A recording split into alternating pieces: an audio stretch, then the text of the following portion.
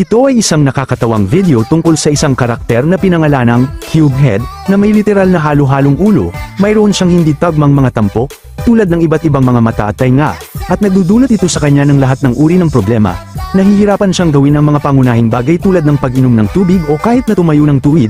Ang bawat araw ay isang nakakatawang hamon para kay Cubehead, tulad ng pagsubok na maglakad ng diretsyo o paghawak ng tasa ng kape nang hindi ito natatapon. Ngunit pagkatapos, natuklasan niya ang drench, isang nakakapreskong inumin na mahiwagang nag-aayos ng kanyang ulo. Siya ay humigop, at boom, bumalik na sa normal ang kanyang ulo, at sa wakas ay masusupil na niya ang kanyang araw. Sa isang iglap, naging maayos ang kanyang araw, at nakagawa na siya ng mga pangunahing bagay nang hindi na nagkakamali.